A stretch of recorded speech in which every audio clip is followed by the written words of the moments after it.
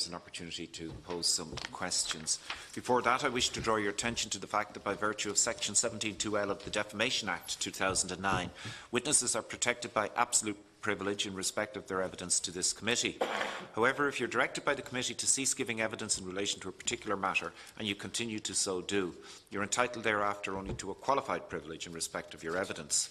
You are directed that only evidence connected with the subject matter of these proceedings is to be given, and you are asked to respect the parliamentary practice to the effect that where possible you should not criticise nor make charges against any person, persons or entity by name or in such a way as to make him, her or it identifiable.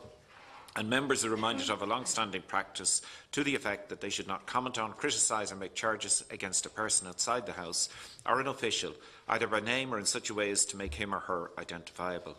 And before we begin, once again, colleagues, if you have mobile phones, you might turn them off, please. So, Professor Doherty, if you'd like to make your opening statement, please, and you're very welcome. Thank you, Chair. And my thanks to the committee for the opportunity to speak to you this morning. My interest in this area is as the Professor of Law and Head of the Law Department at Maynooth University. My area of research and teaching is employment and labour law. So I'm interested in the definition of the employment relationship, how we define in law employees and other people who provide services. So the question in law of who is an employee and indeed who is an employer those questions are extremely important.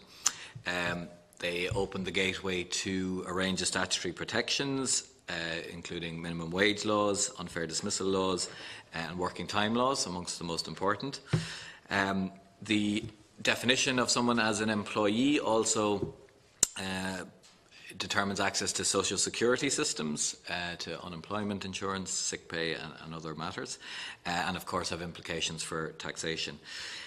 In terms of commercial or corporate law, company law, employees are often granted particular rights in the event the employer becomes insolvent, which are not granted to non-employees.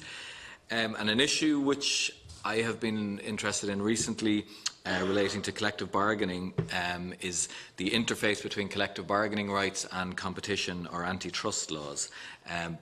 There is an issue with non-employees in that independent undertakings are generally forbidden from coming to mutual arrangements over basic terms such as minimum payments, as such agreements will likely contravene competition laws. So for non-employees it's very difficult to engage in effective collective bargaining. In recent years, the concern has been expressed that a strict divide between employees and independent contractors has become is not appropriate for contemporary employment relationships. We've seen this in the Court of Justice, where the Court has noted that the boundaries between the self-employed and employees are not so easy to determine in the fluid employment market in which we exist, and the Court of Justice has identified a category of workers which it has called the false self-employed, and these are service providers who are in a situation comparable to that of employees. It's important to stress that the difficulty of classifying people doing work into employees or indeed self-employed is not a new one by any means. The question of false or bogus self-employment has long been identified as a challenge in relation to the construction sector in particular, for example. Recently, though, this issue has gained a lot more attention domestically and indeed across the world due to the growth of work in the so-called platform or gig economy. Web-based platforms are thriving and these function as online intermediaries between a client or an end user who requires a service and those who provide that service doing the work. There is no comprehensive statutory definition of either employee or contract of employment in Ireland. Instead, it has been left largely to the courts to define these concepts and for scope, the section of the department, to classify workers into different categories for the purposes of PRSI. In doing so, the courts have identified factors such as control, integration into the business, mutuality of obligation, the risk or investment, and other such categories. Some jurisdictions have introduced a third category between employed and self-employed. For example, in the UK, this is referred to as a worker in their legislation. Such workers are entitled to some limited labour law protection under the legislation. The argument for creating such a category is to offer some labour law coverage to workers who do not fit within the classic definition of an employee. And so there's widely known litigation in the UK involving the platform Uber, in which a group of Uber drivers successfully argued before the UK courts and tribunals that they had worker status under UK law and therefore were covered by minimum wage and paid annual leave legislation. The possibility also has been discussed of introducing a statutory presumption of employment status, whereby it is assumed that an employment relationship exists unless the party resisting that status has proven otherwise. At the level of the European Union, the EU has proposed a new directive on predictable and transparent working conditions, which just this week, I gather, political agreement was reached on furthering this at European level.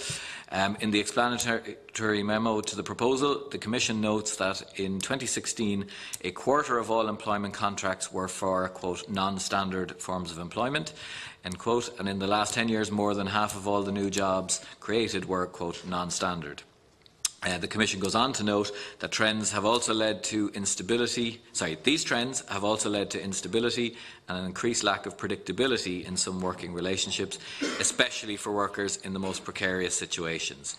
Inadequate legal frameworks can subject workers in non-standard employment to unclear or unfair practices and make it difficult to enforce their rights. This proposed new EU directive sets out an EU-wide notion of, or definition of, the worker, and that would be a person who for a certain period of time performs services for and under the direction of another person in return for remuneration. It is important to note, however, that this definition would only apply in the context of the rights in the directive itself, which focus on clearer and more complete information on the essential aspects of work and some matters to do with with uncertain work. Under EU and Irish competition law, it is not possible currently for the self-employed to conclude collective agreements. The Competition Amendment Act 2017 provides that Section 4 of the Competition Act 2002, which prohibits cartel actions, shall not apply to collective bargaining and agreements in respect of certain categories of workers. There are 3 such categories under the legislation. First, the Act specifically applies to voice-over actors, session musicians and freelance journalists. Secondly, the Act introduces the concept of the false self-employed worker. And thirdly, the Act introduces the concept of the fully dependent self-employed worker. A trade union which represents a class of false self-employed or indeed fully dependent self-employed workers may apply to the Minister to include the class of workers in question as falling within the scope of the Act in order to allow the union to bargain collectively and conclude valid collective agreements on behalf of these workers. In my view, this legislation represents quite an innovative attempt to extend collective bargaining rights to vulnerable workers who do not fit within the classic employee definition, and sets out in law the principle that collective representation should not be automatically denied to those who cannot satisfy traditional tests of employee status. I would also point to the importance in this area of a focus on collective and in particular sectoral standard setting. Sector or industry-wide standards reduce the incentive to undercut commercial rivals, providing a level playing field where competition is not on the basis of wage depreciation. So in Ireland, the Industrial Relations Amendment Act of 2015 introduced the concept of sectoral employment orders, or SEOs. For example, the SEO in the construction sector, 2017, took effect from 19th of October that year and provides mandatory terms and conditions in the construction sector generally which exceed statutory minimums, such as the minimum wage. A proposal in the UK, a very recent proposal, has been to draw up a sectoral map this would be done by governments, but in consultation with employers and trade unions, to identify relevant sectors and subsectors which will be set down in law and subject to SEO-type orders. It seems to me particularly important that sectors in which trust, confidence and safety are key concerns would be the subject of state regulation. One can think here, for example, of domestic care services or passenger transport services. The advantages, in my view, of sectoral minimum standards is that one-size-fits-all solutions are not applied, and that the flexibility of collectively bargained standards mean that adjustments can be made in response to changing economic and social trends. It seems important to me that the state, particularly in the context of public procurement processes, would monitor very carefully any subcontracting relationships to ensure proper classification of all those working on state projects and ensure that proper tax and social security payments are being made. In this regard, obligations might be placed on principal contractors to ensure compliance by subcontractors, in particular with PRSI social insurance obligations. So the issue of employment status is one with which legislatures across the world are grappling, achieving the balance between a regulation that ensures decent work but protects business flexibility and ensures appropriate contributions are made to the state is a very difficult but in my view vital and necessary task. Thank you, Chairman. Thank you very much, Professor Doherty. Just before I hand over to colleagues, taking up on the last point, and if you refer, I was taken with point 4 on page 2, where you say there is no comprehensive statutory definition of either employee or contract of employment. And I'm wondering, do you feel that that is a weakness, it is something that should be addressed, or do you think it's too complex that we'll never get the wording right? But you finish on that. I was taken when you made it, but you more or less finish on that point as well. It's around the definition, and I suppose, are there examples of other jurisdictions where you feel the definitions are more robust than might be in this jurisdiction? Thank you, Chair. I suppose one of the interesting aspects of this focus on the gig economy and platform work is these issues, which have been around for a long, long time, have recently got an awful lot of attention. And I suppose what struck people like me, and I think my colleagues in the UK who come from the common law tradition where we tend to let the courts decide these matters, is that in jurisdictions where they have more set down in law, they're finding it equally difficult to effectively address this issue. I think, so I suppose I shouldn't be taken as saying there is an easy answer there to having a comprehensive statutory definition in law of these issues. Perhaps one particular weakness in the Irish Code is an inconsistency of approach. So we have different definitions of employee in different pieces of legislation. Slightly wider definition, for example, in the Minimum Wage Act, slightly compared to, for example, the Unfair Dismissals Act. So one of the weaknesses of our code is we haven't consolidated, perhaps as we might have done. When we've introduced new employment rights, oftentimes as a result of European Union legislation, those have been kind of bolted on to the existing framework. The short answer to your question is I don't think there is a robust statutory definition of employee anywhere that will act as a panacea or a silver bullet, but I think we should certainly pay attention to being consistent in the definitions that we have in our various acts. Thank you very much. Deputy O'Dea. First of all, you're welcome, and thank you very much for your presentation, which is very interesting. Of course, there are huge consequences flow from what particular category a person falls into, whether they're an employee or self-employed. You have mentioned the usual ones, and thank you for drawing attention to the anti-competitive situation where if somebody is classed as self-employed, they're not entitled to collectively bargain either. Now, in relation to the point the Chairman raised, I mean, my approach to this was to put forward legislation penalising arrangements whereby people were more or less coerced into stating they were self-employed when clearly they were employees.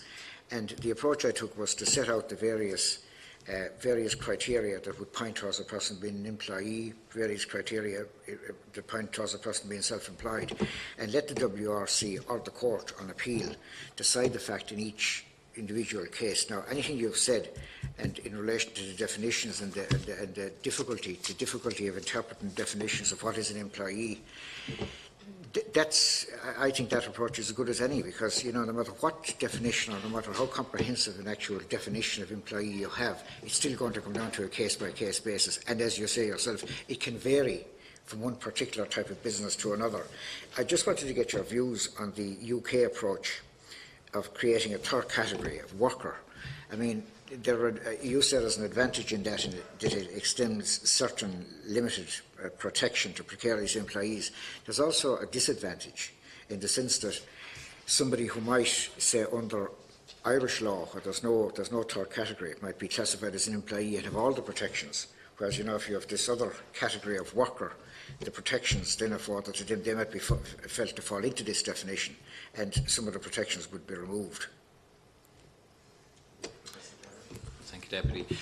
Yes, I actually agree particularly with your latter comments there. It's actually my view that the definition that's laid down in, for example, the National Minimum Wage Act here actually approximates the UK definition of worker, strangely. It's something I'm not aware of ever having been litigated. I'm not aware of any WRC or the previous tribunal's decisions on this, but the wording of it is very similar to what's in the worker definition in the UK. Leaving that aside, I think you're right. I think in the Uber case, for example, in the UK, had the option been open to the UK courts and tribunals to find the drivers in question employees, they may well have done so. And I think that is the weakness of a third category. I'll be sanctioned and censured from my colleagues for saying this, but I'm a professor of employment law who always seeks to avoid legal solutions to employment relations problems where at all possible. And I think, to be honest, introducing a third category probably will just introduce more complexity and more litigation. So I understand the rationale, and one can see where it's all or nothing, where it sometimes might appear attractive to say, well, you might not quite make the employee status, but you could fit into this one, and therefore you have some protections. But to be honest, in the UK, the introduction of this category hasn't particularly led to any outcomes that we could point to as being particularly favourable. So I'm not sure that third approach is one that I would recommend. Deputy Brady. And thanks, Professor Doherty, for coming in this morning. And very insightful, I suppose, opening statement there, and it just gives a whole different perspective. We have had other witnesses in our previous hearing from some of the trade unions, from Congress, and they gave us one, I think, very insightful statistic when they touched on the construction sector, and they said they estimate that there's a loss in terms of PRSI and tax just in the construction sector of up to €240 million a year. And you, just in point 3 here, you talk about the gig economy and, obviously the massive growth in that whole area. And I'm not sure as to whether you've done specific work or analysis on that, because I don't think, for me, it's an area that hasn't really come before me. I mean, we hear of construction, and we hear about broadcast and media, and we hear about airlines and pilots and some other sectors, but that's one that really hasn't come on my radar. So if you could just tease that out and expand on it a little bit, I think it would be very helpful. Just the other point there, and I think you answered my question there, just responding to Deputy O'Dea, just in relation to a third category. You said, creating that would add to, confusion, complexity, and just difficulty. So the question I was going to ask, do you think that's something that should be looked at here? But I think from your previous answer, it certainly, I think it would be a no. Just point 15, just around the public procurement processes, and I'm really interested in this because I've I suppose some experience in dealing with people who have been forced into bogus self-employment scenarios. Had been working on public projects, a number of them housing, others building and schools. And it was interesting, in our last hearing here, we had one of the unions gave the example where they actually represented a number of workers who had been employed in the Carillion development, constructing schools that obviously got into serious difficulties and ultimately went bust. And they had taken a successful case. I think they were plumbers or something like that, who had been forced into a bogus self-employment situation. And I had come across other workers who had worked on school projects but also housing projects, and the main developers getting into serious financial difficulty, and all of the repercussions there in terms of redundancy, access to social welfare, and all of the other, I suppose, restrictions because they were forced into that bogus self-employment. So you say, you know, the state should monitor carefully any subcontracting relationships. So just if you could expand on that, because Congress gave their perspective as to what they think should happen. I would be interested just to hear as to whether you had, you know, any particular things that you think they should be doing to monitor these, because I think it is rife right across, you know, the sector, and obviously there's massive obligations in terms of these contractors, many of which are getting these contracts for fixed prices, and then, you know, coming in, you know, engaging people in bogus self-employment situations, and you know, obviously pay conditions are a hell of a lot less. So just be interested to see as to what you recommend in terms of monitoring could be put in place there. Thank you, Deputy Brady. Professor Doherty. Thank you, Deputy. So if I might come to the point about point 3 first, is a kind of an interesting one. You know, academics are always looking for something new. So if you go to a labour law conference anywhere in Europe at the minute, all people talk about is the platform economy or the gig economy, but it does represent a very small proportion of any economy really across Europe, albeit it is increasing, and I suppose that's something to look to. I suppose its importance really is that it's thrown up, it's really put a spotlight on these issues of where somebody provides a service, does work, under some sort of direction and some sort of control by a third party, but not the traditional employment relationship. But as I said, it really just highlighted the prevalence of these kinds of relationships in this type of sectors that you mentioned, in media and aviation, for example, and so on. One of the things, though, about that is increasingly, it seems, in other countries, I don't think it's the case in Ireland just yet, but there's no reason to suggest it wouldn't be. Platforms are being used in the provision of very, very traditional services, and one of the fastest growing is care, in-home care, whereby care providers are linked via a platform to somebody who requires care, or somebody, you know, getting care on somebody with needs behalf. And in that instance, it seems to me in that particular instance, but in other sectors as well, it seems to me that we need to be very careful about how we regulate the conditions of people providing those services. I mean, unfortunately, in this state, we have, you know, we've seen and heard quite disturbing things about the care sector as it exists, and I would be concerned in a situation where there is no employer, that we would have appropriate safeguards in place, both for the people who do the work, but of course for the people receiving the service as well. So I think one of my interests in that area is when you see, at the moment, gig or platform work here tends to be, you know, I think probably most of us would think of food delivery and things like that. You know, it's not terribly prevalent, but it has spread to a lot of other sectors in other countries. So I think we would be probably unwise just to say, oh, well, we don't really have it, and, you know, it probably won't come. It probably will. But as I say, coming back to the other points, is the issue is not new. The issue is, where does the responsibility lie for ensuring the proper conditions for the workers, and indeed the proper redress for people who receive a service which is in some way, not up to standard or so on. In that, as I said to Deputy O'Dea, I don't think a third category is useful, but we may wish to discuss at some point a broader definition of what we consider to be a worker, which is essentially what has been suggested by the EU, albeit in a specific context, which would be somebody providing a service personally, i.e. doing the work themselves, providing the service themselves for payment.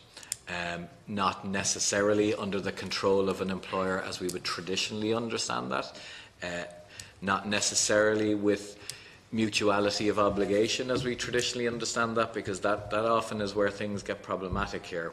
If an employer, if a company or an organisation says to me, we'll employ you to do 20 hours delivering something next week, it's up to you whether or not you do it, but that's my only source of income. Well, is there is there genuine mutuality there? Can I genuinely say, no, I don't want that, bearing in mind that I may not be asked again? So I think we need to be a little bit broader in our thinking, at least in some areas, maybe around wages and holidays and things like that, about what we consider the obligations of an employer to be, or an employing organisation. So I'm happy to come back to that. I might just answer your point, or speak to your point on public procurement. This is something I have done a little bit of research on, and I did some research around 2012, 2013 on state contracts, which basically the only thing happening in construction pretty much at that time were some state contracts. And it became very clear that it was a kind of perfect storm of real pressure on contracting authorities, particularly local authorities, to get things done as quickly and as cheaply as possible. And if that meant sometimes that the lowest bid, however questionable that bid looked, that we're trusting the contractor to fulfil obligations, etc., and that frankly didn't happen in lots of instances. It didn't happen in particular as regards to a number of workers from other member states who came here to do work probably prior to 2012, but in similar circumstances. I'm not sure, albeit things have thankfully improved in that sense, and there's not a lot more construction work going on now. I'm still not sure that there is very critical or sustained scrutiny over the award or the performance of public contracts. We're outside of this room. There's a storm going on about a very particular public project.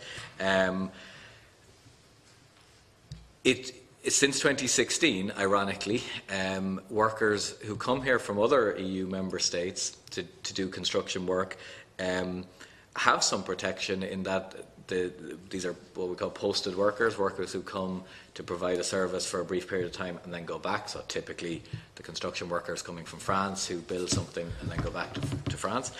They have protection in that the main contractor in that relationship can be liable for any shortfall of remuneration for subcontractors, but that applies to only to those workers, not to domestic workers or workers employed by domestic employers. So I think I would probably be in favour. I've read the submissions of Congress and so on. I would be broadly in favour of some sort of chain liability for subcontracting, particularly in the construction sector and particularly in state contracts. I think it's arguable outside of state contracts that it's a little bit more difficult to prove, it's a little bit more difficult to monitor and so on, but certainly within the context of public procurement, I think liability for main contractors for things that happen down the chain is I mean, it is done elsewhere. It's not a revolutionary concept. I think it's something that we probably need to put on a statutory footing, because it is part, or it has been part of state contracts. But I'm not aware, for example, of any contractual cases being taken by the state against contractors who have not fulfilled, main contractors who have not fulfilled their obligations. Deputy Collins. A few points have been covered, but thanks very much, Michael, for coming in. Just on points 9 and 10, about the Competition Amendment Act 2017, the legislation represents an innovative attempt to extend collective bargaining rights to vulnerable workers. Can you, Michael, give us any examples of where unions have done this, and what workers were covered by it? And just in your opinion, just in relation to, I don't think there's any really reference to it here, but the scope and the social welfare, the SWAO, the High Court and the Labour Court, many cases are upheld by the scope as regards the worker being an employee, and then it goes to SWAO and the cases are, you know, not upheld, and then it goes to High Court. It's a very long process. But I also notice, and it comes on to the point about the public procurement process, that those companies, there's one particular that is an outsourcing joint capital, where 40% of whose clients are in the public sector, refused to implement a Labour Court recommendation relating to redundancy, for example, just refused. And the Irish Archaeological Consultancy, just 2 weeks ago, refused to attend the LRC in relation to workers. So what can we do in public procurement processes to, you know, put in place in the contract that they have to recognise the state machinery, and if they don't, is it penalties? Would it be that you don't get a public contract again? You know, things like that, I think, because there's no point in having state machinery and then having companies under public procurement and are not obliged even to recognise the state machinery, where workers at least can go to get some rights and vindication of their employee status. Thanks. Thank you, Deputy Professor Doherty. Thanks, Deputy. So if I maybe just look at the competition piece first. Committee members, I'm sure will be aware of the history of this, but the issue related for a long time to the three particular categories of voice-over actors, session musicians and freelance journalists. And for many years, throughout social partnership, etc., this issue was raised continuously. It was raised, in fact, with the Troika during the programme period. I'm trying to avoid saying bailout, but programme period. And you know, it's a long-running issue. So I suppose the legislative response has, in fact, dealt with the issue for those specific categories of workers. I suppose, which I think is entirely appropriate. So my interest, as is the interest of your question, is who else might benefit from this. So I suppose the honest answer right now is that I'm not aware of any other group on behalf of which the unions have made an application under this legislation.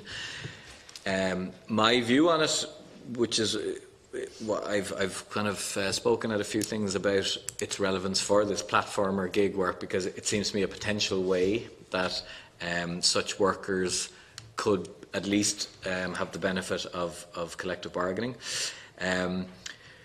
It seems to be it could be applied in a broad range of scenarios where the employment status is not as clear cut, as a standard employment relationship. It could apply, for example, for care workers who provide services in domestic homes who are not employed by a hospital or a caregiving company or something like that. It has a lot of potential applications. I suppose one of the limitations of the Act is that there are provisions in order in order for the Minister to accept an application, he or she has to ensure there's no cost to the state. Now, I've kind of been a bit cynical about that, in that what's the point of collective bargaining if it doesn't have a cost? I mean, it has to have a cost to somebody. And indeed, I'm just looking here, just a couple of weeks ago, the European Committee of Social Rights noted that an overly restrictive interpretation of that by the Irish Legislature would run the risk of being in violation of the European Social Charter. So the European Social Committee was of the view that prior to the introduction of this Act, Ireland was in breach of its obligations on the Social Charter. Some of the members felt that this remedied it, but only if it's applied in a proportionate way and not in a very restrictive way. And some felt actually we're still in breach. So again, the short answer is not many, no other workers of which I'm aware currently, but the potential is there. And I would really like to see a case. I would really like to see a proposal being put to the Minister to see the parameters of this and what will be expected. In terms of the second question, and I think Congress may have made reference to this in their submission as well. The kind of division of competence, if you like, between scope and the social welfare side of the house on one hand, and the WRC and the employment rights on the other hand, is probably not ideal, because you have different people making different decisions with very, very different backgrounds and different things they're looking at. You know, revenue and social welfare officials will have a particular interest. WRC inspectors will have a slightly different. And I actually have just read a fantastic PhD thesis, which I hope will be disseminated, will be a real interest to this committee, on the application of social welfare, day-to-day social welfare entitlements for both EU and non-EU citizens coming here. And a lot of it is around the appeals mechanism, the difficulties people have moving from one level to the other, the effective impossibility of a High Court hearing for the vast majority of applicants. So I suppose one way of perhaps addressing this would be to have maybe to move all of these functions under one roof. Probably the WRC, I guess, would be preferable here. You know, the people in social protection have very specific expertise, but I think this probably calls for a broader approach than just looking at the issue of PRSI and related matters. Obviously, my view is, where possible, the problem always, which is why I said what I said earlier, the problem always about legislative solutions is they're individual solutions, and it depends on an individual's, often, almost by definition, a vulnerable individual's ability, willingness, capacity, etc., to take difficult, complex, time-consuming litigation. Even before the tribunals, the vast majority of time, the employer will have legal representation. There is no legal aid for, as you know, for tribunals of this nature. So that's why I always would look for possibility of collective or sectoral solutions. So that can either be through old-fashioned collective bargaining, people joining unions and the union bargains on their behalf, or via state-set sectoral standards. I think there is a real... So if I can segue then into the public procurement piece. So if I might take the second part of your question, because it follows on from that. Personally, I think it's completely unacceptable for people who have been awarded, organisations who have been awarded state contracts, not to engage with the state dispute resolution machinery. Can I interrupt you with that? Could that, sorry, that specific piece, could that be a condition of the contract? I believe so. So I'm going to give you a slightly lawyerly answer, unfortunately. The issue, public procurement law is notoriously complex, and it is subject to European rules which are quite strict. So, for example, putting in place a suggestion, for example, is that state contracts would have living wage provisions in them, so that the living wage would be paid rather than a statutory minimum wage.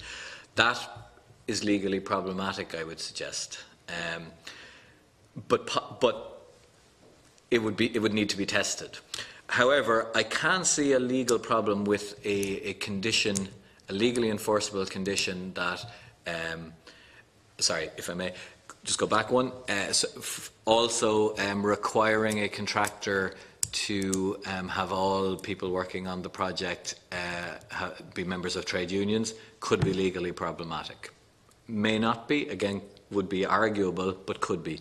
But personally, I can't see any problem with a legally binding condition that the contractor must engage with the state disciplinary machinery. Again, I'm sure it would be challenged, could be challenged, but I would suggest that would be a robust provision. Thank you. Senator Higgins. Yes, there's so many. Thank you so much for your presentation, Mr. Doherty, and there's such interesting topics in it. Some of them have been touched on already, so I'm going to kind of skip over them and move maybe just to add briefly. I think when we debated the question of the definition, I think what becomes clear, I think even in your last answer, is it's not really simply about the definition, it's also about who decides or who interprets that definition.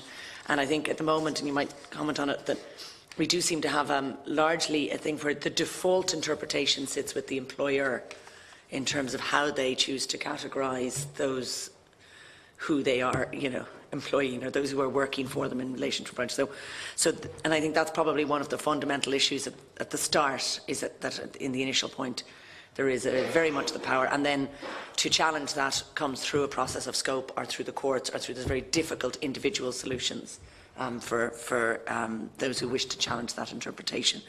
I was interested in the Uber category, and as I understand it, though my information might be out of date, but Belgium, interestingly, it seems to be Belgium has defined Uber employees, drivers, as employees in a more classical sense, so not that kind of in-between category that we have in the UK, but I think employees being persons who for remuneration undertake to work for another person under his authority, I think is their definition, and they've kind of applied that, so that's with the associated supports and so forth. So I think it's good to see.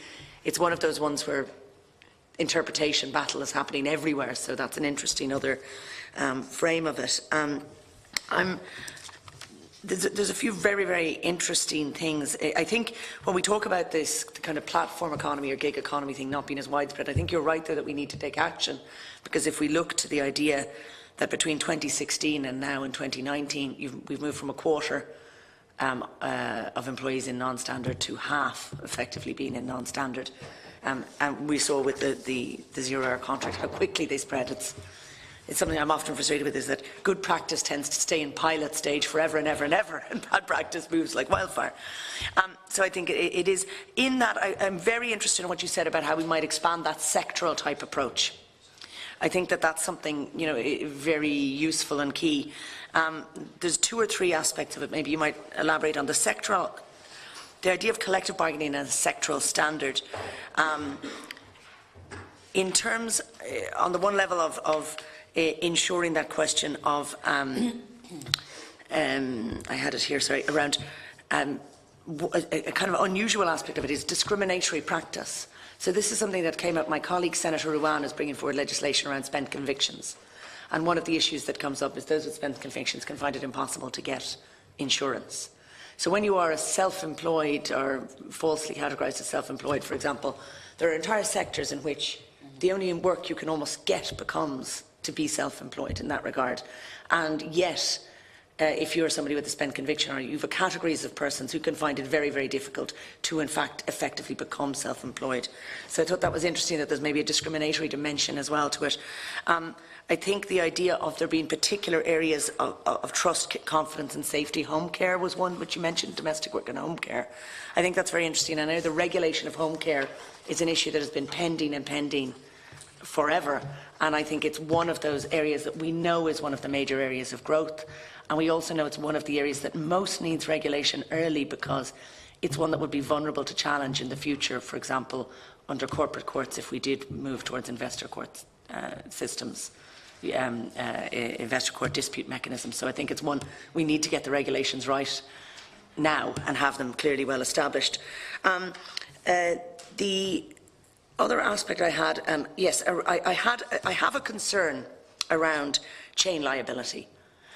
in one aspect, and I raised this with the union, I can see one very positive aspect of it, absolutely, where the liability extends and the liability can be, pushed down to a subcontractor who can dissolve in a moment and maybe reappear again, because we know that we have that companies who appear and disappear as they might need to.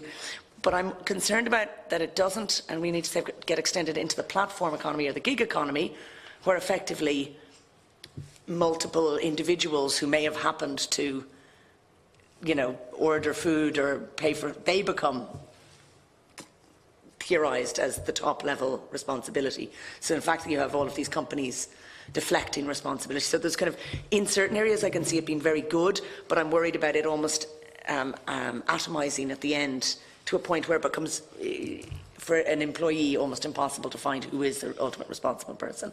Much like for those who access services in this platform way, it's very hard for them to know where they can get justice. Lastly, public procurement. I'm very interested in that. I'm bringing legislation in April in relation to this area. I'd love to chat to you about it because it's fascinating. I think it's very interesting.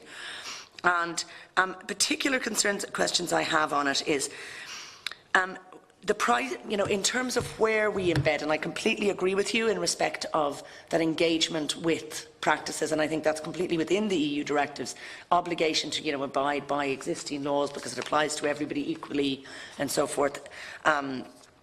Existing laws, and I think existing legal practices should be within that, and labour resolution practices.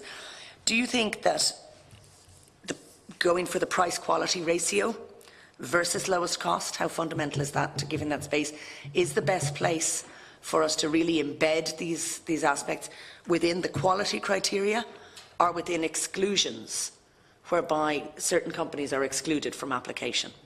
So I'm looking at both, frankly, in my own legislation. I'm very interested in that. Thank you very much. I think that's all. I might have a follow-up if I can feed through my heads. Professor, do you want to comment on some of those points? Sure. So I'll, as best I can, I'll kind of run through them in sequence, and please follow up if I've missed anything, because I am aware Deputy Collins also raised the issue of penalties, which I'll address in a sec. So in terms of the first the kind of definitional piece, I think it's an interesting. If you were to talk to employers and employer representatives, I think the view you would get is that if you get into the WRC system, the default interpretation is the default status is almost employee. That the tribunals, I've heard this view expressed very, very strongly. Tribunals would almost always default to that position, that the person is an employee and it's for the employer to prove otherwise. And that, actually, in my view, is perfectly appropriate. But once you get to that point, and I think the point you're raising is that before you get to that point, so when it's up to the declaration of status for social insurance purposes, for tax purposes, it's self-declaration, so therefore usually the presumption is the other way. And it only becomes possible for the person who may not genuinely be self-employed to kind of argue the toss once they've instigated a complaint, and that is where oftentimes I'm sure most of the situations fall down for very obvious reasons. So I'm not sure. This is not my area of expertise, but in terms of how declarations of status in terms of social insurance and tax are made at the outset is definitely part of this that needs unpacking. In terms of the sectoral standards, again, I mean, my interest in sectoral standards always is about trying to actually get us out of this definition, really trying to categorise everything really precisely, which is just not possible in this area. I mean, Scope and the department have produced a very good kind of checklist of are you an employee or are you not. But in an individual situation, now it does need to be updated, but in an individual situation, you tick 4 boxes here, 4 boxes here, and what's the answer? Well, it depends on the deciding officer on the day. But I do think it is really important in sectors such as domestic care and others. I don't think it's justifiable for the state not to take a very, very close look at, if not the situation in general for people in false self-employment, certainly for certain sectors which, you know, present particular vulnerabilities or potential problems. In terms of chain liability, yes, I understand. I mean, chain liability is not a panacea by any means, because again, it can get bogged down in litigation oftentimes, and exactly as you say, the shifting or deflecting of blame or responsibility to different parties. I would be particularly keen on the concept in the construction sector. I'm not so I would be a little bit more tentative outside of that. I think construction presents very, very particular issues, Deputy Brady has alluded to, and has, you know, it is by definition a subcontracting industry. You know, that's what happens.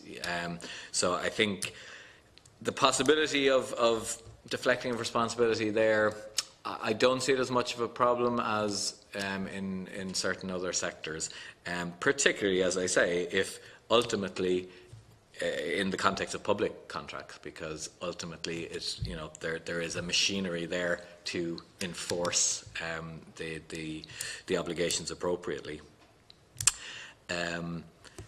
And again, I would just point to it's a slightly strange situation, and it does come up under the aforementioned thesis I read about social security, that sometimes citizens from other EU states moving to Ireland have greater rights that derive from EU law than people who never leave the country, and that would include in the context of chain liability. So I think we should look at, well, should those not be equalised?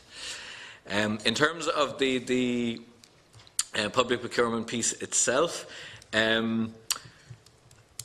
mean, any penalties that can be imposed for breaches of obligations would have to be proportionate, that is for sure. So I'm very much in favour of some kind of register, pan-European register, that allows for a period of suspension, for example, for contractors who are found to be in breach of obligations under public contracts. It couldn't be forever by any means, but you know, proportionate maybe to the level of the offence. I'm kind of concerned that sometimes when this is discussed, quote, technical breaches are not counted in this. I've heard lobbying and submissions from some sectors that, well, you wouldn't disqualify a company for a technical breach, like not having records on site or something like that. Well, to me, that is not a technical breach. You know, there's a breach or there isn't a breach. So I would be strongly in favour of that. I would be strongly in favour of, in terms of your direct question, the price quality issue. I think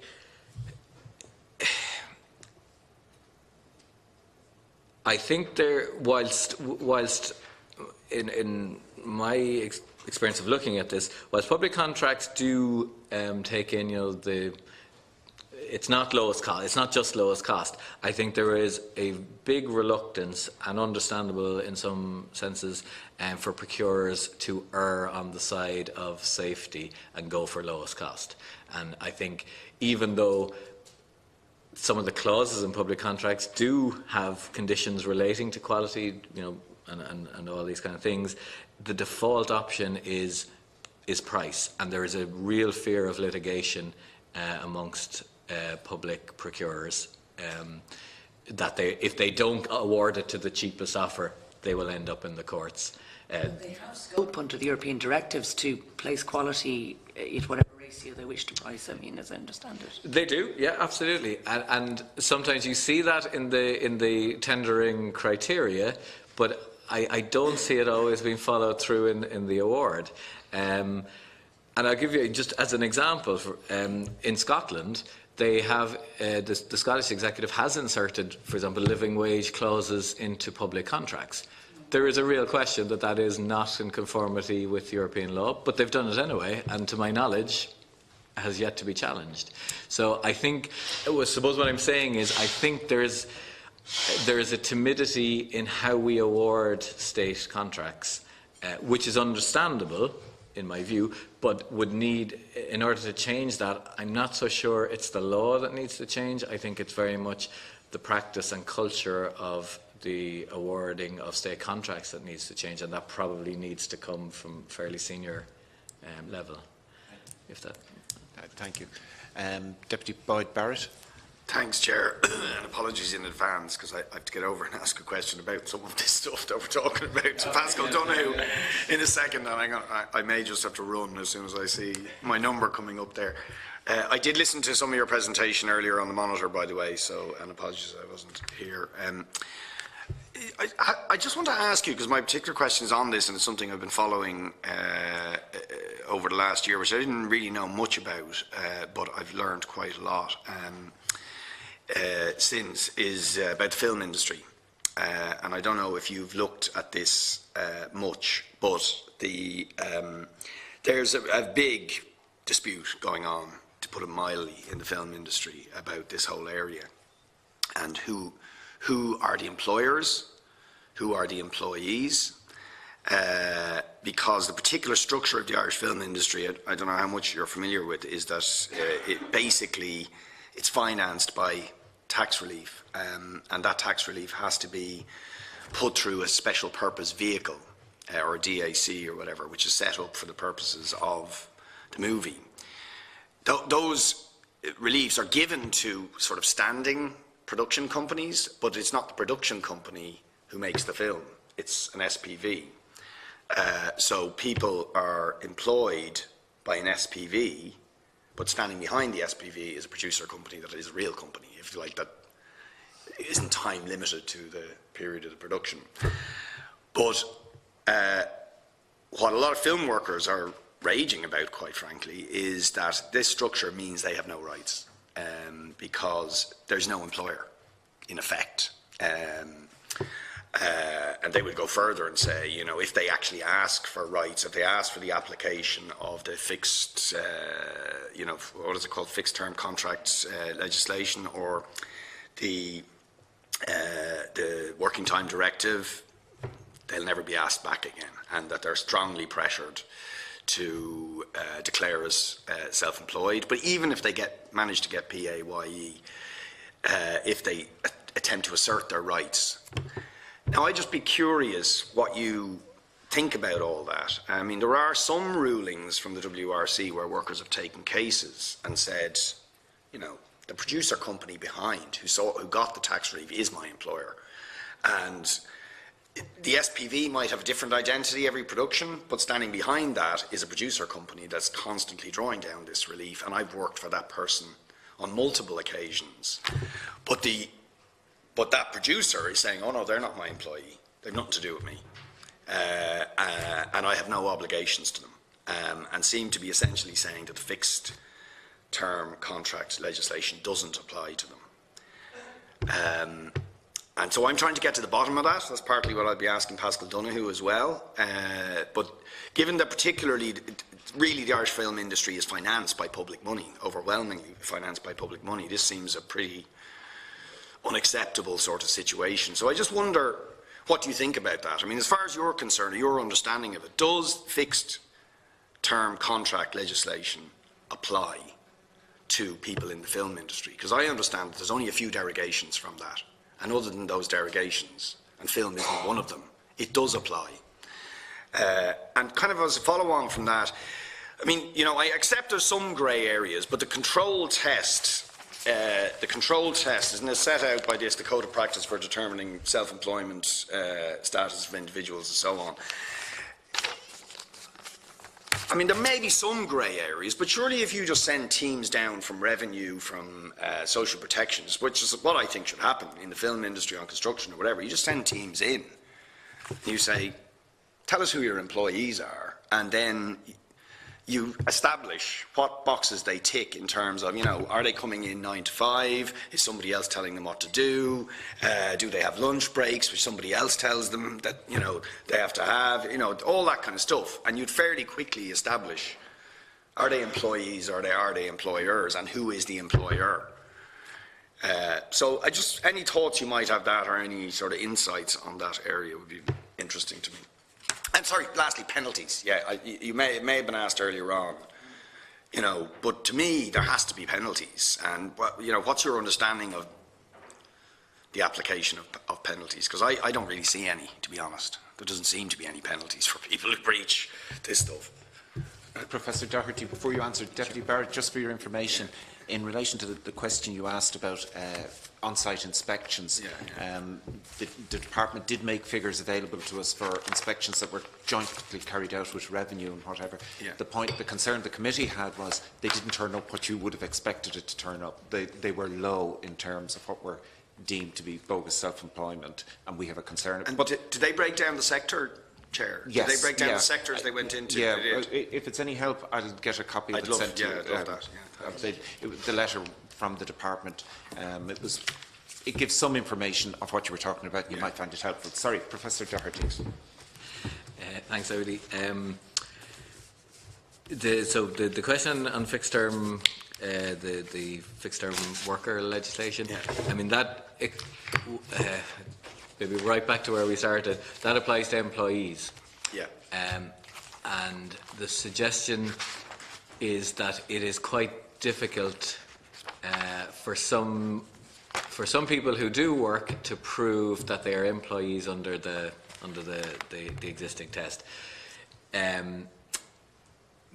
Oftentimes it's because of these kind of complicated relationships. I mean, one suggestion is that in the kind of, and I'm not overly familiar with the film industry in particular, but what you've described seems clear enough, is that maybe in some instances we need not to obsess so much about who is an employee and actually look at the obligations of employers.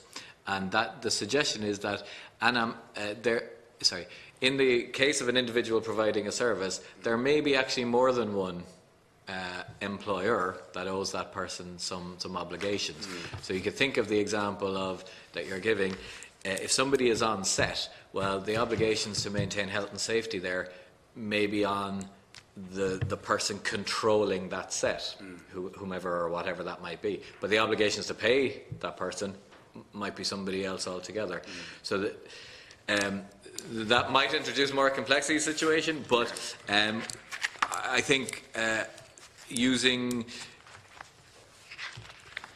trying again, coming back to my sectoral view, trying to get in place basic standards for people who work in film production, which apply across the sector, takes a lot of this out of it, because it's saying, right, you work on that set, you are entitled to X, Y, and Z.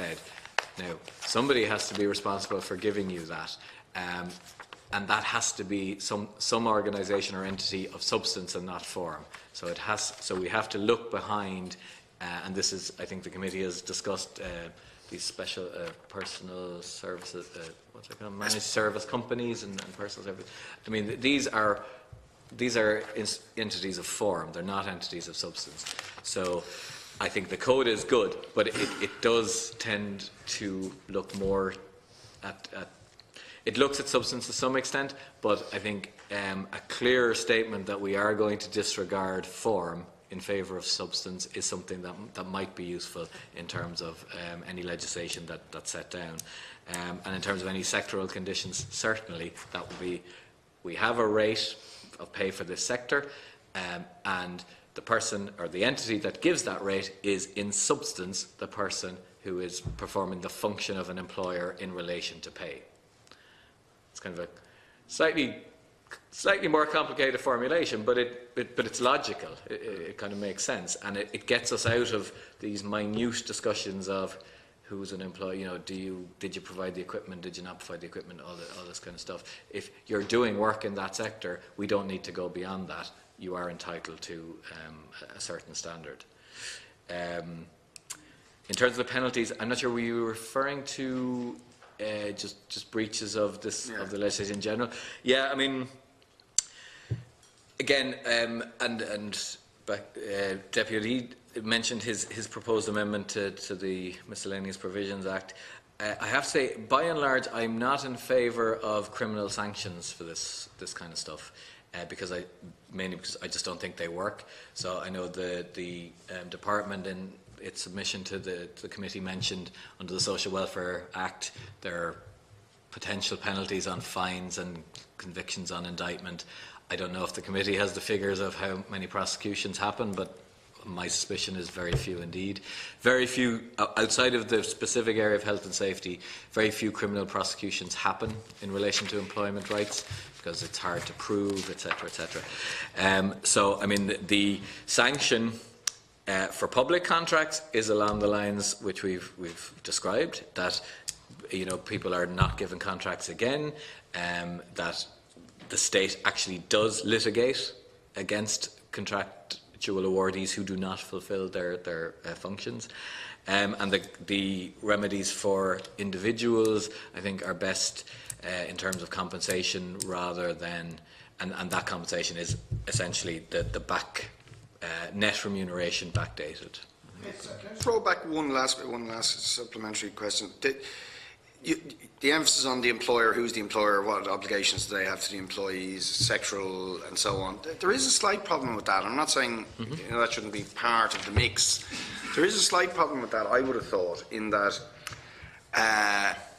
you see, it's in the interest of the public, particularly where it's public money we're talking about, that, if you like, the public gets the maximum back for its investment, whether it's, say, film tax relief, public funding, or whatever. But also just generally, even in private sector, that you get the maximum tax revenue back from employment, and that people shouldn't be allowed to miscategorise themselves. I mean, there's a problem of employers trying to miscategorise people, but there's also can be a problem of people miscategorising themselves in order to gain a tax benefit, and that's problematic. And it needs to be addressed, I think, by having a fairly objective criteria for who is an employee. In other words, you can't just say, I would fancy being an entrepreneur, when you're not.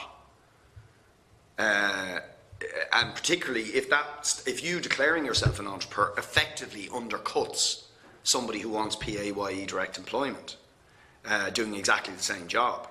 And I think that's prevalent in a number of sectors, where people, possibly younger people who think, oh yeah, I don't worry about pension contributions, I don't worry about all that stuff now, I'm happy to be a freelancer. 20 years down the line, they may be regretting that. And meantime, they're undercutting people who've worked in an industry for years, who've been fighting to have, pension entitlements and all that kind of stuff. Do you get my point? I do. So, and like, even like simple thing, if I would have thought, like, if you go on to a place of work, whether it's a film set or whether it's a construction site, and you just say, look, if like 60% of the people here are entrepreneurs, there's something wrong, right? It's credible to have 10 or 20% of people in a particular workplace that are entrepreneurs, but it's not really credible that 60-70% of them are, as may be the case. I do, but I have to say, the problem of genuine self-misclassification, if you want, is, I'm sure it does happen. It's probably, in my view, less of a concern than being coerced into misclassification. But again, I'd have to say, if you're saying, let's say, freelance journalists, if you're saying, okay, well, in Ireland, if you work as a journalist in Ireland, we have a minimum schedule of rates, we have a minimum schedule of holiday entitlements, and we don't care what, this is what the employers will pay. Well, then, to some extent that, or we have a minimum sick pay scheme to which everyone must contribute, or whatever. To some extent, you alleviate that problem, because it is a form of the state coercing people into making contributions. I don't necessarily think that's a problem. In terms of back on public procurement, there's an issue there as well. Just 1 second. There's a number of people who want to make... sorry. Thanks. Thanks, sir. There's a number of people who have indicated they wanted to make supplementary. Sure. I'm going to take them, and then I'll refer to you, Professor Doherty. Sure. So we'll take them as they've indicated. Sure. Deputy O'Dea, I'll come to all of you, and then back to you. Deputy... Just one small point. You talked there in the context of Deputy Barrett's description of the film industry and how it works about substance and form. I would suggest we've an awful long ways to go here, because I've come across quite recently an instance of a facility, a local facility down in my own city, which was funded by the Department of Education, run by a local board. When the local board decided to close down the facility and people were left go without any redundancy and no rights whatsoever, the Department of Education insisted that all responsibility lay with the local board, which of course was worthless to the employees. We had it again on a bigger scale in relation to a Dáil motion we passed there last year about CE supervisors. The department insisted that a Labour Court recommendation that CE supervisors should get pensions matter for the local CE boards, who aren't in a position obviously. So I would suggest, I'm very interested in the film industry and I hope people get sorted out there, but I would suggest that the state is the main offender here. Brady, did you want to comment? Senator Higgins? Yes, so it just struck me though that that issue of the loss to the state, which is not simply the individual's experience about whether or not they're and I absolutely, in terms of sectoral orders, there's something that, that's something whereby you can ensure whatever way they're categorised, the person is accessing the basic. But there is a loss to the state. And we know this in the Social Protection Committee very much so from, very radically different PRSI contributions that are coming through in relation to those who are either self-employed or not. So again, I'm moving back to that issue of public procurement because it is, and the state public procurement, and I think there's an issue as well of the state of employer because it's not simply about, as Deputy OD said, if we look to certain areas, I'm thinking particularly early childcare workers and other areas like that. There's a number of areas where the state could be doing much better. But is then the scope going, to be not necessarily within clauses, because I think that has largely been the focus, but within the criteria in the design of requests for tenders and so forth, that it be expected that I had always thought of it in reverse, and I know that that comes up against the European directives of you shouldn't have X number of people who are, for example, needing family income supplement, because that's effectively the state having to subsidise a bad employer versus a good employer. And I think there's problems when you hit to that, because it's a payment linked to Ireland. But if you look to the issue of that a certain number of persons would be employees,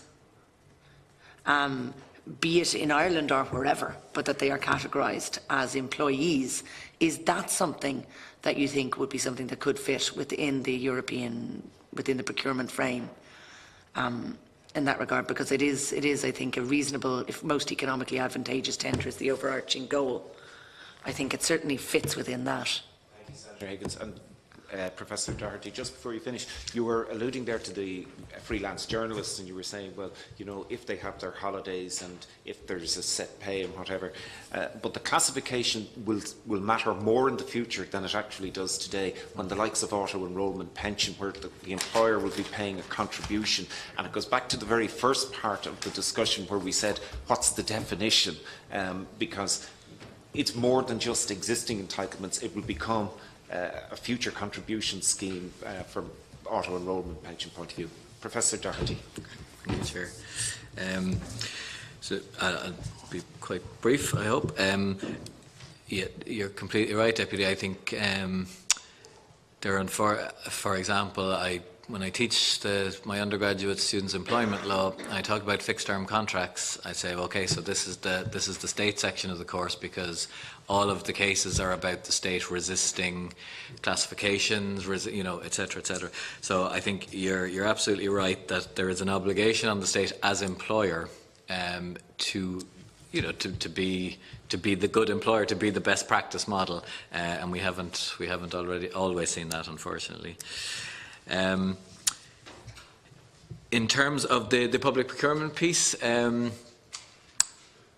think we definitely could do more at the tender stage, because I think it tends to be a little bit generic.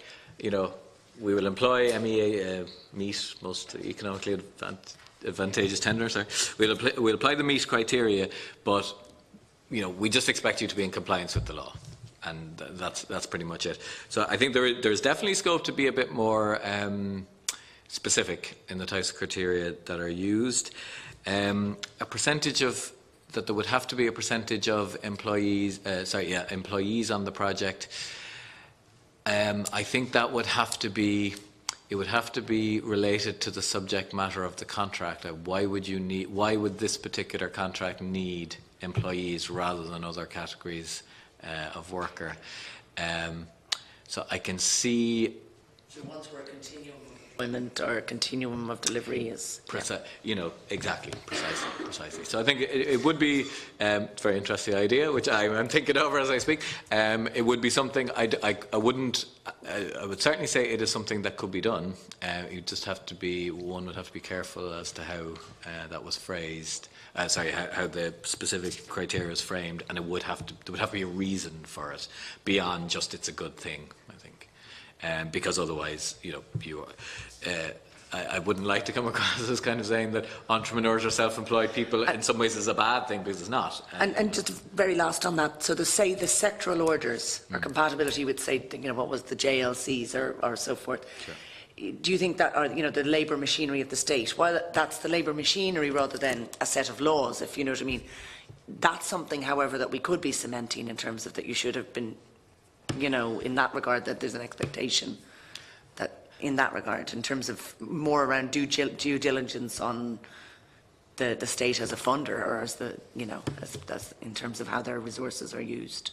Yes, I think so. I think I would be strongly in favour of that, because it goes back to the point about the state should be the good employer, but the state should also ensure that contracts given by the state are subject to the machinery of the state. Yeah, absolutely. And sorry, Chair, to the very last point, you're absolutely right. It will become more significant. There's probably also a case involving a journalist who's been writing for an Irish newspaper for nearly 30 years, who's now been told he's freelance because of a technicality of a law in a different member state, as it happens.